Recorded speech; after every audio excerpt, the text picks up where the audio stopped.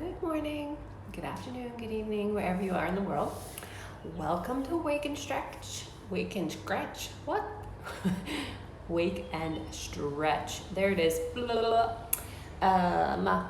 So today's Saturday, May 16th, at least on this side of the world. And as you can see, I'm inside today because there's been just a touch of rain. Meaning that it rained like cats and dogs. So we've had a lot of rain in this area, and honestly outside it is muggy and sticky, and I prefer to be inside today. Yeah, so that's where that's at. Plus I won't get so muddy from the dogs. Always a benefit. Anyway, on to today's practice. So if you can see behind me, that bright green thing is a tennis ball. My shoulders have still not released out, so I'm going to start with a little myofascial release, and that pillow next to it is just so, excuse me, so I have something to sit on if I want to sit. So for you, if you want to grab a pillow, blankets, towel, whatever. I don't anticipate on using any other props other than the tennis ball, so if you have something else with you that resembles it, or that can give you a little bit of acupressure in the muscles. I think I'll do this today against the wall just so that you can kind of see what that means. And I do have some music today. It's a new playlist. Yay, it takes me long enough to get playlists going, but as I've said, that this Wake and Stretch doesn't really have a plan. So if I have a playlist already made, then I just push play, and it's music that I generally like, so there's that. Yeah, so go ahead and grab your tennis ball or whatever you have to give yourself some myofascial release, and you can either do this laying down like we did yesterday, or go against the wall, which is what I'm going to do today. So, move my beautiful pillow out of the way. Right. So, taking the tennis ball now. Let me preface with this. If your arms and shoulders aren't flexible enough to be able to reach, put your tennis ball in a long sock, tube sock, slouch sock, whatever you might have. And when the ball goes to where the toe is, you hold the opening and you can flip it over your shoulder, and that way you're holding it via the sock. Just a little tip there. I don't have a long sock. We let the dog use them as a toy, and they're gone now.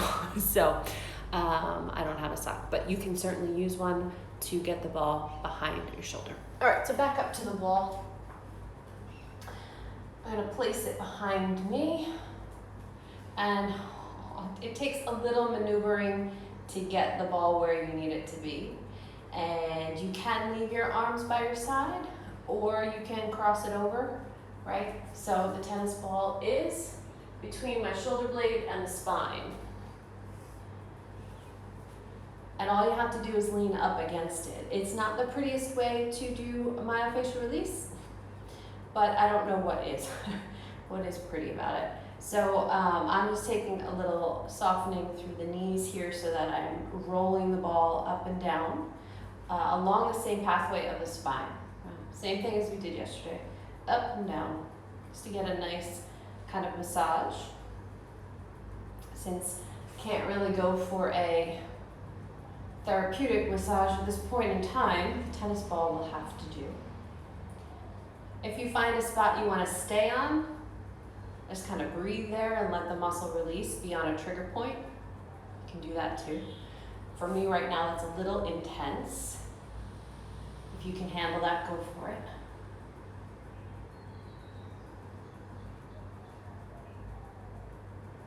I'd also love to go to the chiropractor, but c'est la vie, that's the way life goes. We do what we can for ourselves, and these are the little tricks that I've learned along the way. I can't really adjust myself, but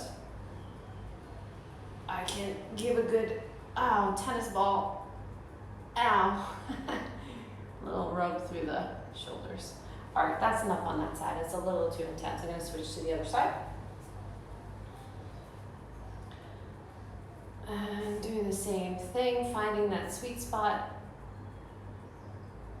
And then rolling the ball. Oh man, you guys, it's like snap, crackle, pop all up in there. Yeah. Not sure where all of this came from. Trying to let it go.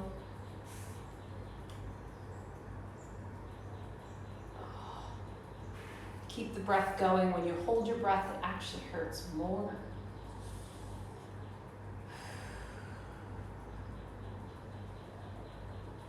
Doing it up against the wall is a little less intense than it is laying on the mat, because you don't have all your weight on it. You're controlling your weight.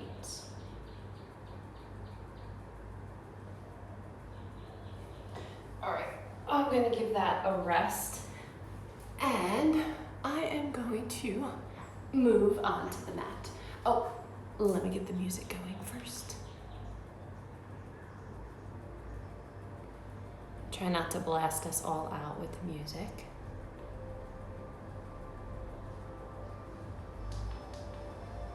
So the music is by DJ Taz Rashid. He is a well-known DJ for the yoga world. Does some awesome tracks. Hopefully you can hear that. So today's playlist is all ambience. I have no idea. I don't remember the tracks, so they may have a beat or not, but at least we have some sort of soundtrack other than my voice. All right. If it gets too loud, I will scoot over and turn it down, but starting in a nice child's pose.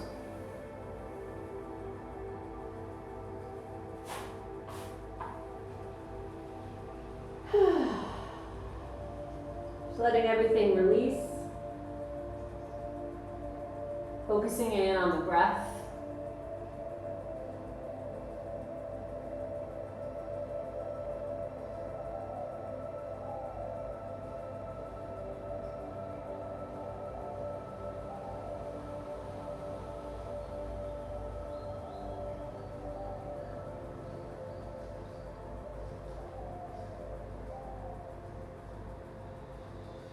From here, I'm going to walk the hands over to the left upper corner of the mat, getting a nice long stretch to the right side. Do your best to keep the hips either on top of the heels, or you can scoot it over to the right a little bit, just to get more length through the body.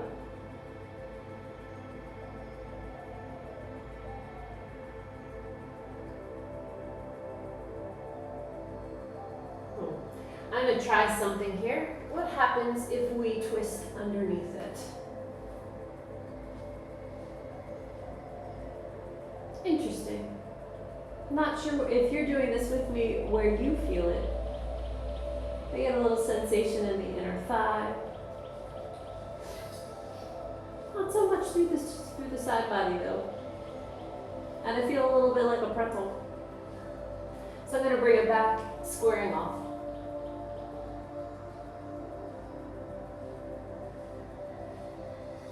And walking the hands back through center, and then over to the right upper corner of the mat.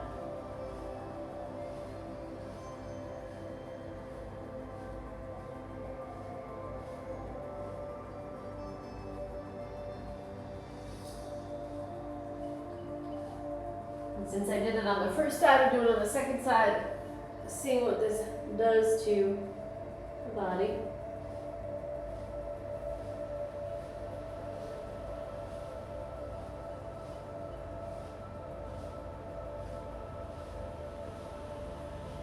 Coming back through center, squaring it off.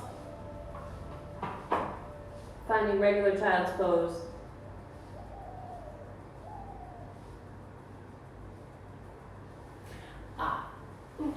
So because these shoulders have been such an issue, I'm going to try something to open them up. This is a pose that I have done before. It's often done laying on the belly, but when you're in child's pose, the hips and the lower body are lifted a little bit higher, so it's a little less intense. And that's actually a good thing when you're first starting out your practice. So This is called crush wings in yin yoga. I don't know if it really has a name in vinyasa, but it doesn't matter. So take your right arm on top, left underneath, and very gently either let your chin rest on your arms or your forehead. If it touches the mat, let it touch the mat. And this is one of those poses that either is super intense, or if your shoulders are open, you may not feel much at all. You can go from one extreme to the other. But if you do feel pins, needles, numbness, tingling, then ease out of it, or just do one arm at a time.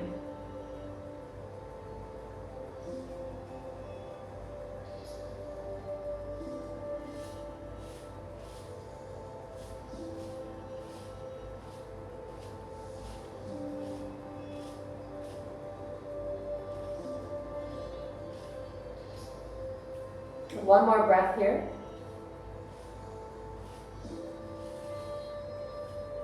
And then gently roll towards the bottom arm.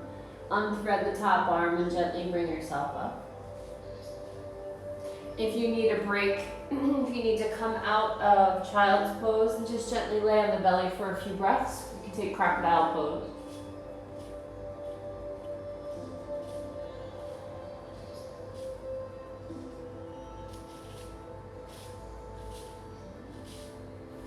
And then easing back into child's pose. Taking the other side, so let's see, I had the right on top, now the left will be on top. Settling in, finding where it works for you, and do make sure that the shoulders are parallel to the ground so that you're not tilted to one side or the other.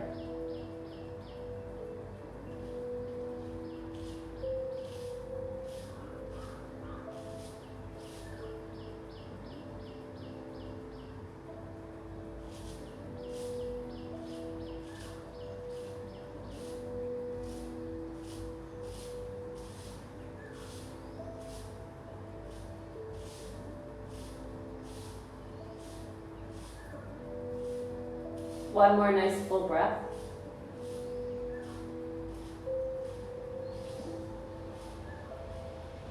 And gently rock towards the bottom arm. Unthread those arms.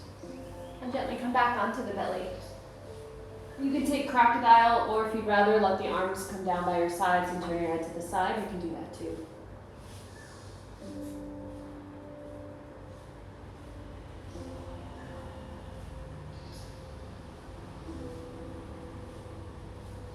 And let's not forget the pec muscles, and the chest. So, not that this is yin, I'm just using the yin terms, because I like them. They sound good. So the right arm is going to come out. We're going to do open wings. That was crushed wings, and now we're going to open them back up. So the arm comes out the height of the shoulder, palm down onto the ground.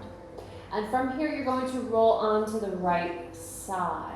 And actually, I'm going to bring my pillow over here. Because sometimes when you roll on your side, if you have a longer neck like I do, it falls and you tend to get a little too much stretch on the opposite side.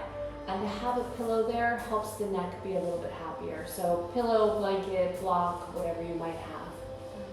Rolling onto the right side, bring the legs in towards your chest.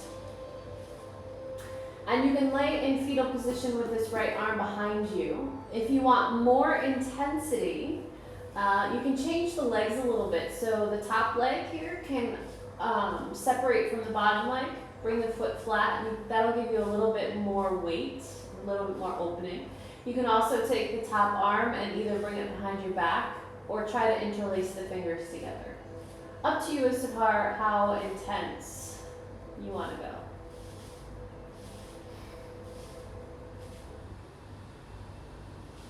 We'll just stay here for a few breaths, letting the chest and the deltoid, the front of the shoulder, open up a bit. You may feel sensation in between the shoulder blades as well here. That's normal. It's okay if that happens, as long as it's not pain.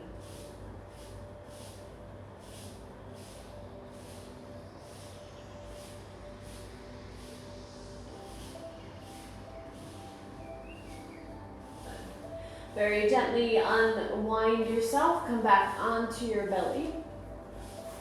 Let that arm slide down by your side.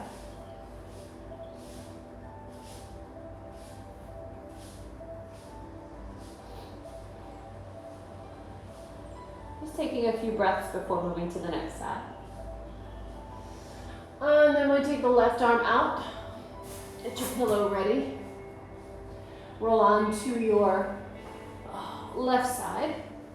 You can bring the knees in towards the chest. You can open it up. You can take the arm up and back. What is that? Your right arm up and back. Whatever you might need to get a nice stretch to the chest and the shoulder.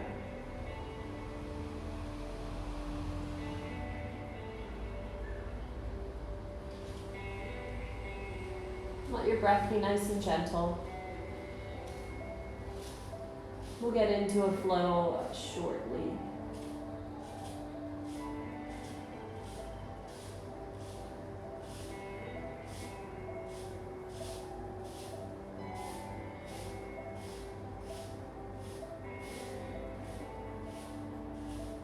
Take one more nice full breath.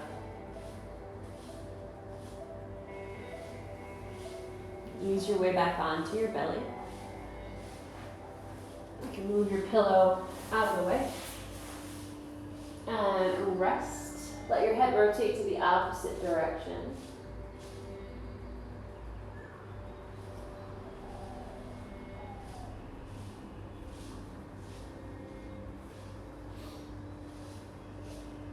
Good. And since we're down here on the belly, let's do some flow while we're here. I'm going to take the hands in front, fingertips down on the mat, elbows out to the side. And I'm going to work through a cobra series. So this is to open up the front body, but it's also to stretch the spine, open the chest, strengthen the fingers, wrists, arms, etc. So from here, my fingers they're not on the mat, they're off, so there's some distance there. The legs are underneath the hips, toes are pointed. I know you can't really see my feet right now. On the inhale, you're going to press through those fingers and lift the crown of the head. It doesn't have to come high. And then exhale, gently lower it down.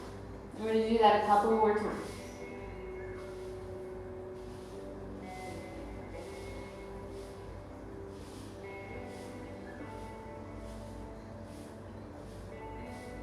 Be mindful that the shoulders stay away from the ears as you flow.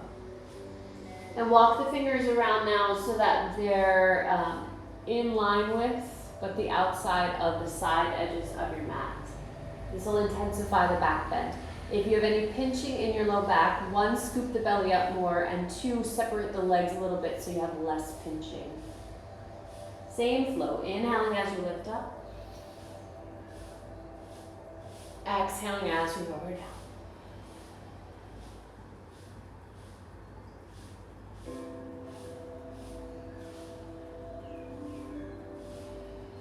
One more time with the hands here.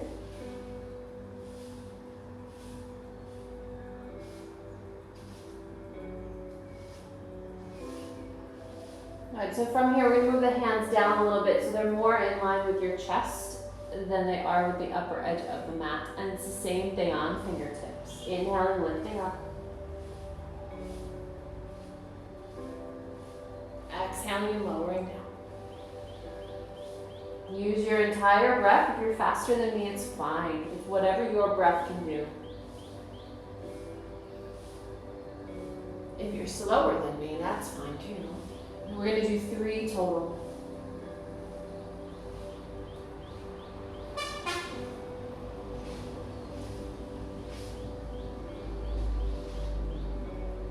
After your third one, bring the hands flat underneath the shoulders for a tried and true cobra.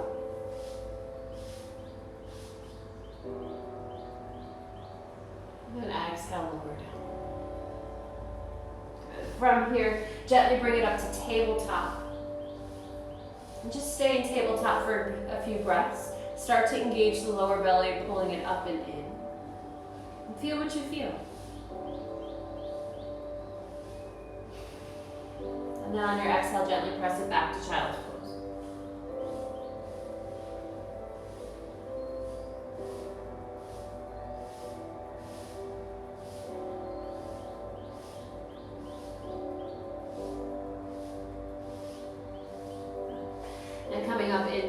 tabletop. Extending the right leg back behind, tucking the toe, pressing the weight back. And then on your inhale, let yourself shift forward, keeping the body in plank, and then exhale, pressing it back. Taking that a few times. Inhaling as you shift forward, and exhaling as you press back.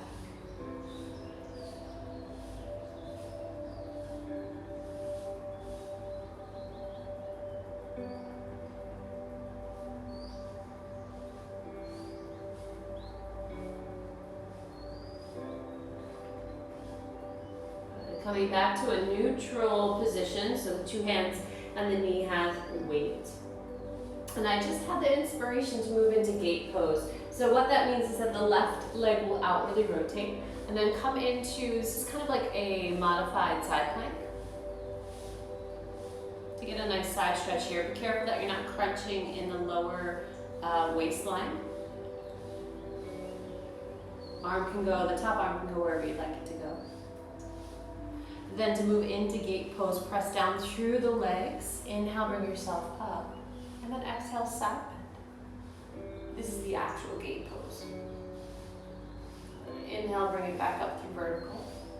Exhale, find the side plank modification. If you'd like a little more intensity, let the right leg float. Gently place it back down. Inhale, come up. Exhale, gate pose.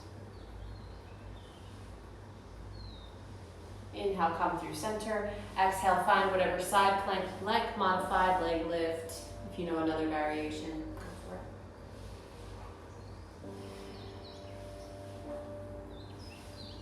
it. Gently coming up, taking it one more time.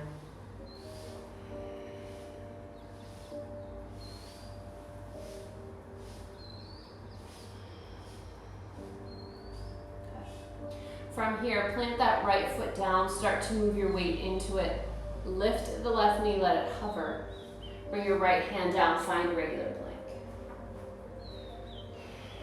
Stay in plank for a few breaths.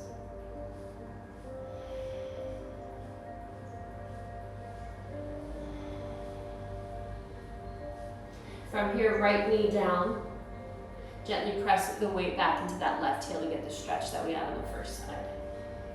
And flowing forward and back. So as you inhale, the shoulders float over the fingers. And then exhale, gently press back into the heel once again.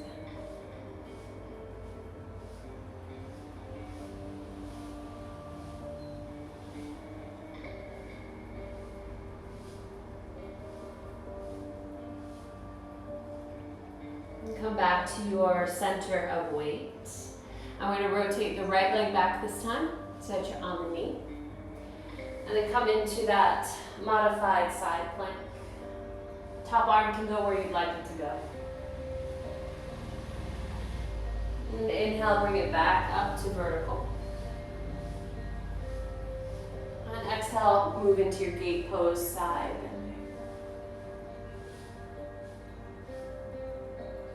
Inhaling up through vertical. Exhaling into that modified side plank. If you'd like to let the leg float, let it float. Inhaling as you come through neutral, and then exhale, gate pose.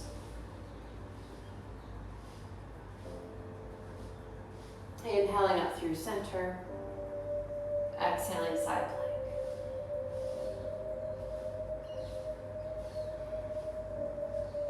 One more time with gate pose.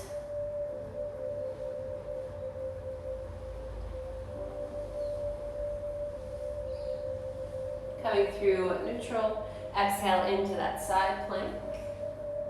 Whatever variation you like.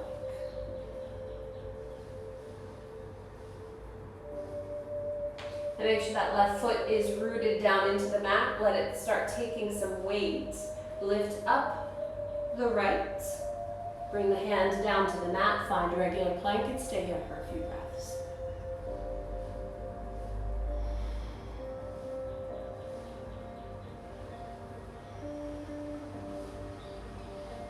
And gently lower the knees and take child's pose.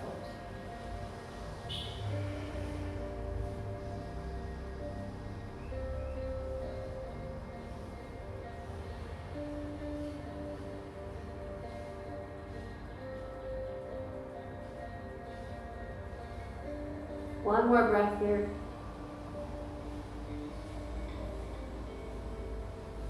Gently come back up into tabletop.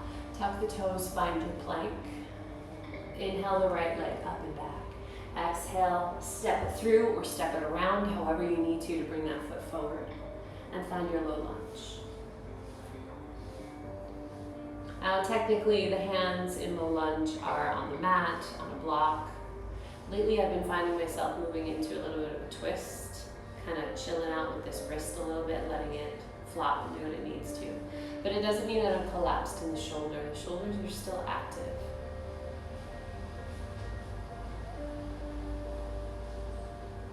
Letting those hips open up. And gently shifting back, coming into half monkey.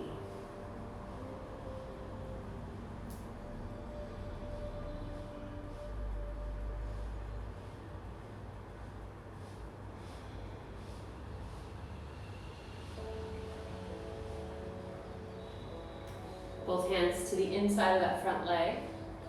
Let it sweep around and back. Find regular plank. Left leg lifts up and back. Exhale, step it forward. Finding that low lunge.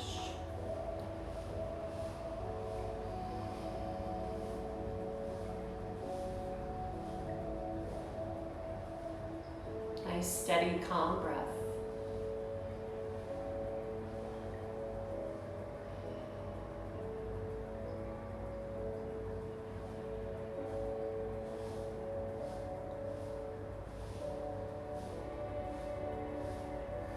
And gently shift it back, find half monkey.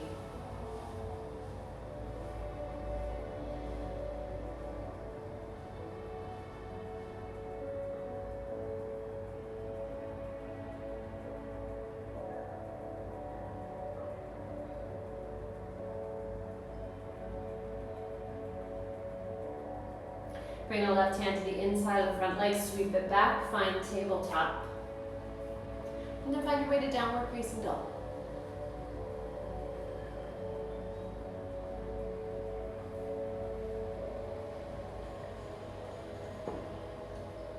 Feel free to pedal your feet here or just be in stillness, whatever you might need. Every day is a little different, what the body needs, what it requires. This is why I do an intuitive practice. This is why I follow my instincts. And it is a tool that needs refinement. Using the intuition, you really need to focus in and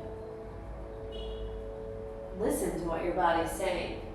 Sometimes the mind wants more than what the body does, or wants something different. And in yoga, that's generally referred to as the ego taking over.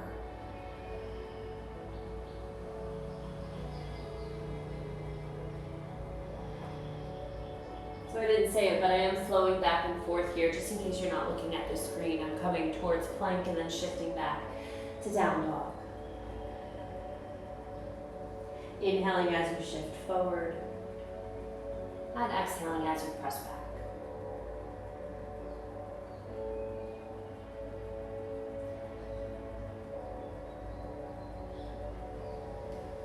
When you move into your next down dog, walk the hands back towards the feet.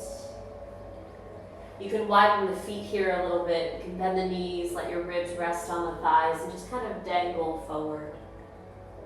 Feel free to flip the palms up or hold on to your elbows. And again, you can stay in stillness, or you can give a little movement here from side to side, giving a little rock of your weight.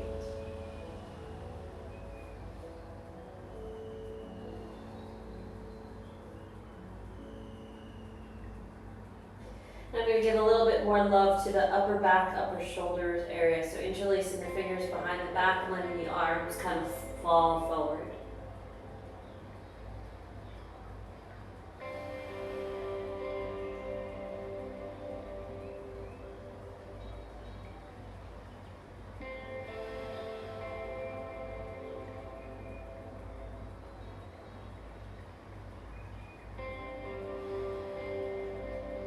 Gently, you're letting the arms release. Inhaling, lifting halfway to Ardha Uttanasana. Exhale, folding to Uttanasana. Inhale, lifting halfway. And exhale, fold. Inhale, reverse swan dive, press through those legs, come all the way up to vertical. And exhale, bring the hands to the heart. Breathing through with the arms, inhale, sweeping up. Exhaling, hands to the heart. One more time.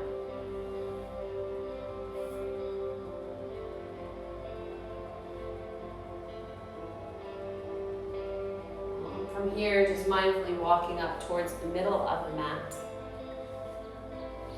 Bringing the right foot in front, stepping the left foot about halfway back.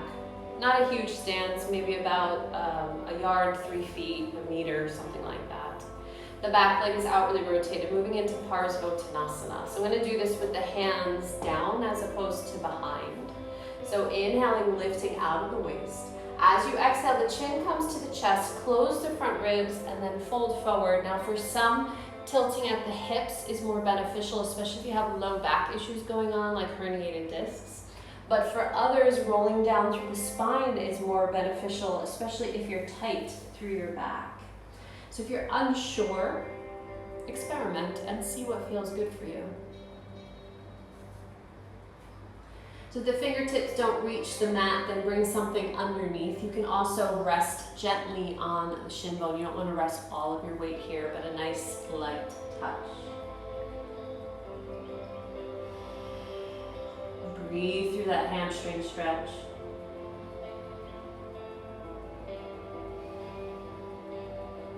Now an option, if you want to go a little bit deeper, flex the front foot and lift the heel of the back foot. So you're on the right heel and the left ball of the foot.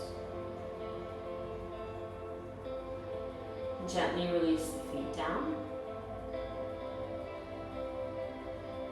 Let's move into twisted triangles. So the left hand will come either to the shin bone or to a prop or to the ground. Keep the hips side by side. Keep the crown of the head reaching forward and twist, opening your heart to the right. Or the chest, whichever anatomical part you prefer to think of.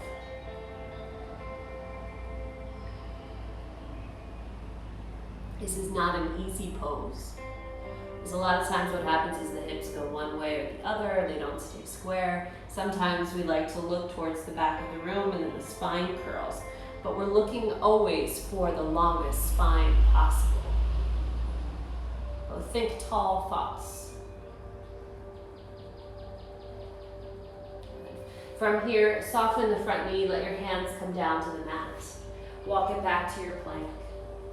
Let's take an easy vinyasa. So easy meaning no rush, take your time. It might be physically challenging, but we're not trying to push.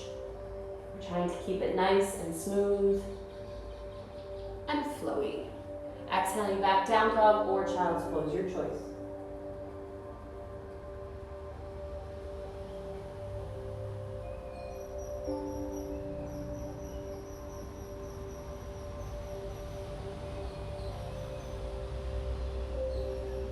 From here, coming into down dog, if you're not there already, walk your hands back to your feet. Soften the knees if you need to. Hang out there for a few breaths.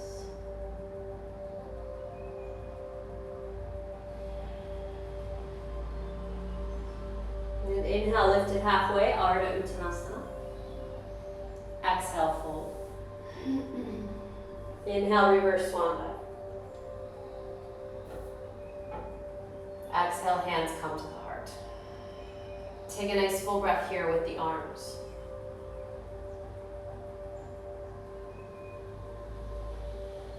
Mindfully walk up towards the top-ish part of your mat. This time the left foot is in front, the right is back. Making our way into Parsvottanasana. Hips square to the front. Inhale, take a nice lengthening through the spine. And then exhale, either tuck the chin and roll down if your spine and your lower back are good with that, or bend from the hips. If you're not sure, try each one, see what feels better for you. And the hands can rest on the shin bones, on props, on the ground, whatever you need. Breathe into the hamstring.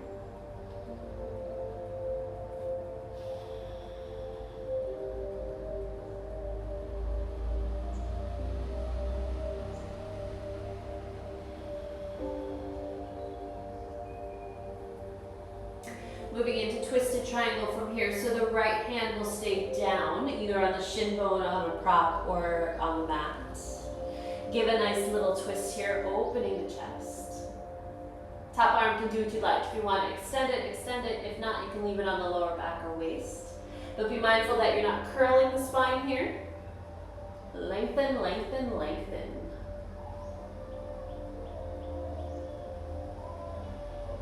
Staying for a few more breaths.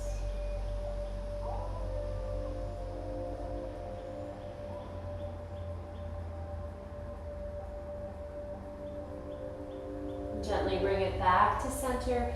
Soften the front knee, bring your hands down, find your way back to plank. And a nice gentle vinyasa, knees, chest, chin, or chaturanga. Inhale to cobra or up dog. Exhale, down dog or child's pose.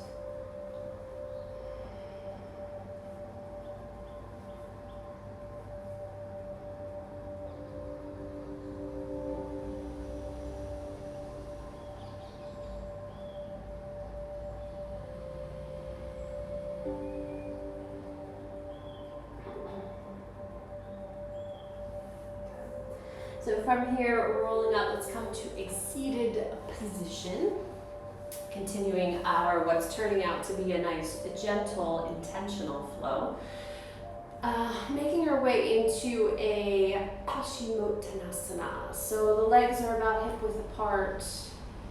Some energy in the legs. Toes are up, heels are down. Lengthening up through the spine. As you exhale, scoop the belly more and then let yourself fold forward. Now, of course, there's many different ways to do Paschimottanasana. You can stay upright, especially if your lower back is not happy with forward folds. This will target the hamstrings a little more. Or if you want more lower back involved, do make sure the belly is still engaged and let yourself curl forward. If you're unsure, try each thing. We'll stay here for a few breaths.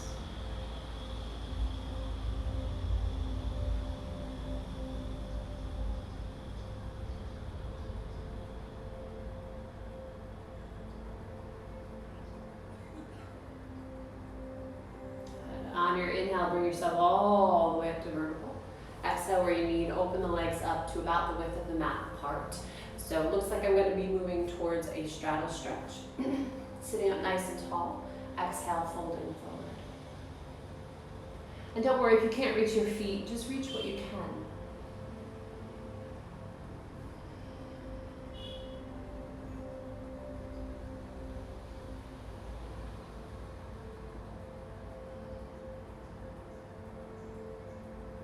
Inhale, rolling up through the spine. Exhale where you need. Open the legs up about a little bit wider than your mat. Sitting up nice and tall. Wow, on the screen it looks like I'm like really flexible. It's not, my legs are not that far open. Getting a nice stretch. Now you can bring the arms in front here if you need a little bit more support. When you bring the arms out towards the legs, gravity tends to take over and brings the torso forward.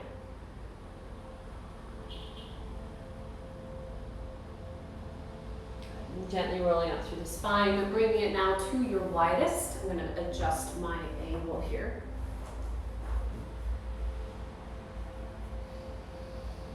Again, sitting up nice and tall, and either bringing your hands in front or out to the side, however intense you'd like it to be. There's a little bit of energy in the legs here just to make sure that they're not collapsing inward, but having enough so that the toes still point upward. And this alignment cue is a little bit more from dance than it is from yoga, but they are very similar. This way the inner thighs are being targeted. Works the rotation in the hips.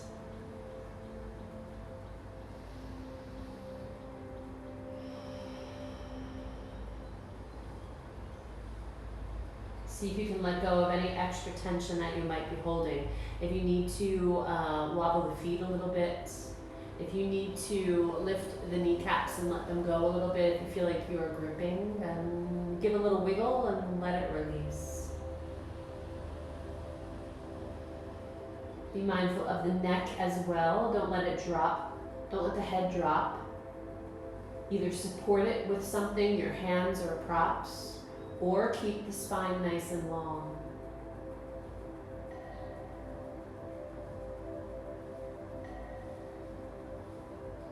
Just a few more breaths here.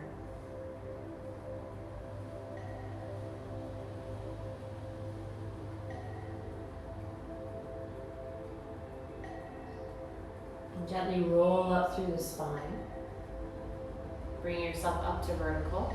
You can use your hands on your legs. Very gently bring them back in front of you. Give them a good shake. And actually, I think from here, we'll lay down on the spine.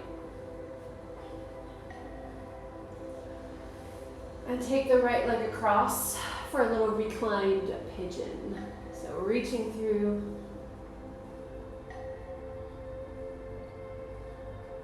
Right ankle over the left thigh.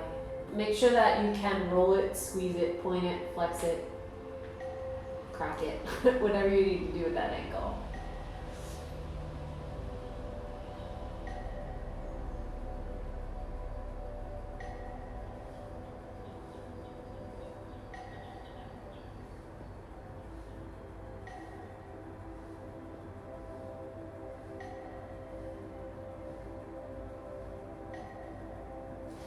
Letting the arms come out to the side, cross the legs all the way. Actually, you know what? No, let's keep them open. I'm going to move into a spinal twist here. So the right foot is actually going to land on the ground flat. I know you can't see that, but my foot is actually flat onto the ground. And that means that the right knee points up to the ceiling. Now there's a fun little experiment you can do here with this top leg. You can use the left hand on the top thigh and gently press it away. And you'll get a little bit more opening near the hip flexor. Now for the opposite, you can pull it in and you'll get more IT band and outer hip stretch. Ooh, maybe even a little crack in your lower back. Yay! And you can flow back and forth with this top thigh. You can stay in one place, whatever it is that you feel you need.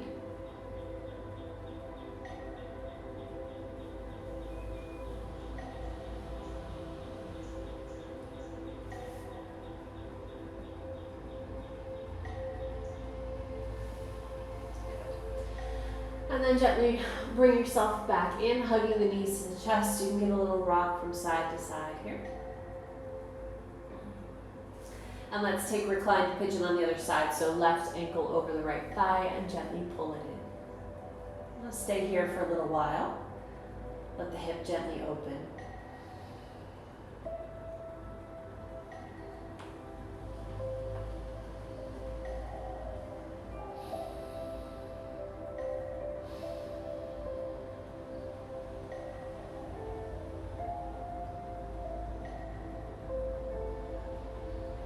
From here, moving into a twist, letting the left foot come flat onto the ground next to you. The bottom leg is in its nice curled position there. Same thing, so taking your right hand to that top thigh and pressing it away. And you might not feel anything here, and that's okay if you don't, but it does open even if you don't feel much. Moving the body doesn't always mean it needs to be an intense sensation.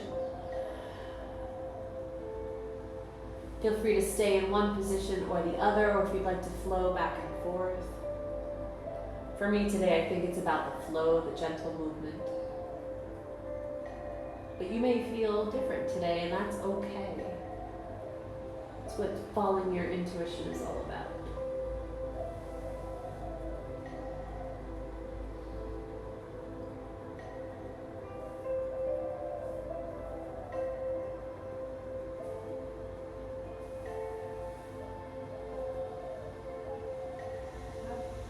And gently bring yourself back to center. Give a little rock from side to side here. I'm moving now into happy baby.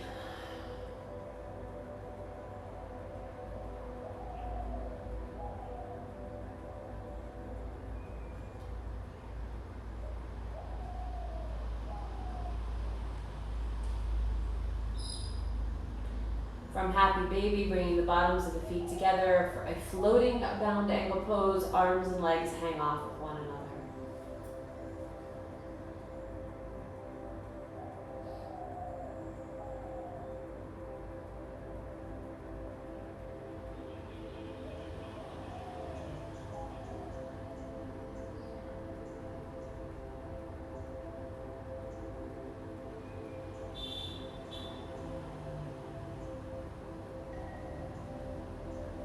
Gently releasing the feet down to reclined bound angle pose.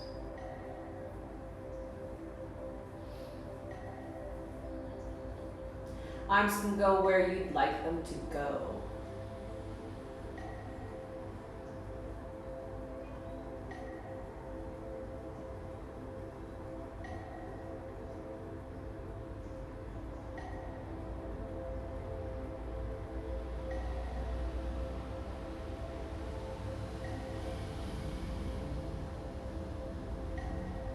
So from here, I'm going to move into a fish pose with the upper body. I'm going to leave my legs, actually no, you know what? I'm not. I'm going to close my legs. I'm going to bring them straight. But you can stay in the reclined bound angle if you like. Fish pose can be a little intense on the neck. So if you have any herniations or you have cervical spine issues, be very careful or just skip this one altogether. So I'm going to explain fish pose. It's not one that I do often. But it does bear some explanation instead of just popping right into it. So the hands will come into this diamond shape underneath the pelvis. It's okay if the fingertips don't touch. They're just you're just kind of bringing the hands around the sacrum, the flat portion of your pelvis. Then from there, you're going to lift up onto the elbows and arch. So you're lifting the chest. And I'm going to let my elbows slide out a little bit so the crown of the head comes to the mat. There's really not much weight on the head at all. It's all in my arms, and the rest of the body is supporting.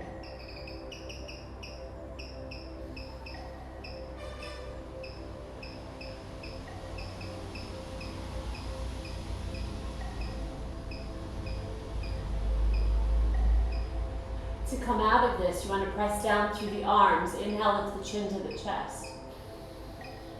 And then exhale, gently roll down and release the arms out. And from here, coming into Shavasana, just letting yourself relax. If you want to give a little rock, planting the heels down, giving a little shimmy with the body. Feel free. And then let your eyes close. Find your comfy space. If you need to blanket yourself, if you're cold, if you want to place something over your eyes, if it's bright, go ahead. And take rest.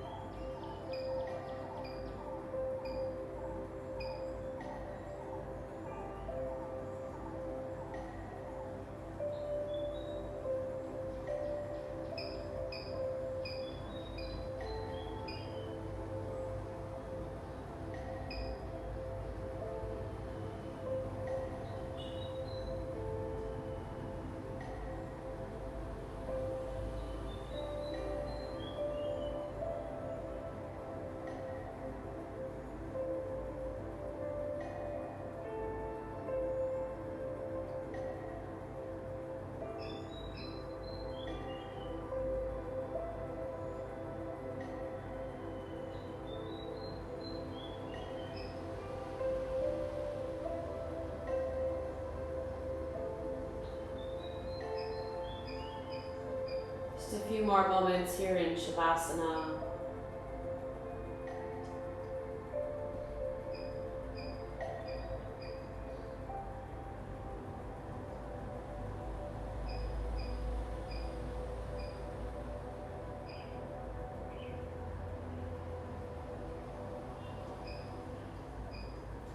Gradually start to deepen your breath.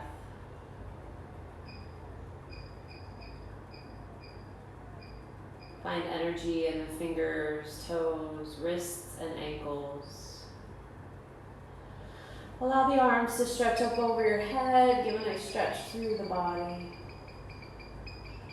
And then hug the knees in towards the chest. And give a little rock from side to side. And then roll onto your right side here into fetal position. Use your right arm as a pillow for your head.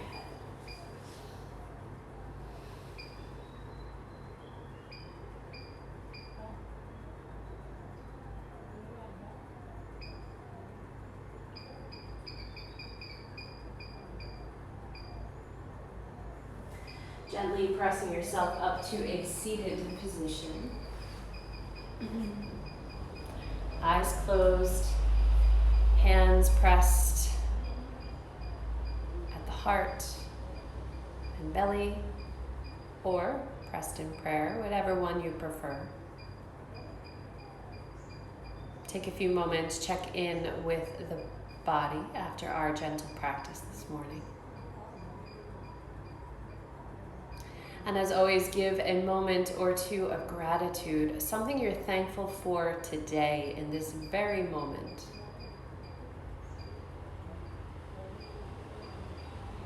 I am grateful for the gift of being able to follow my intuition and to be able to share that with other people.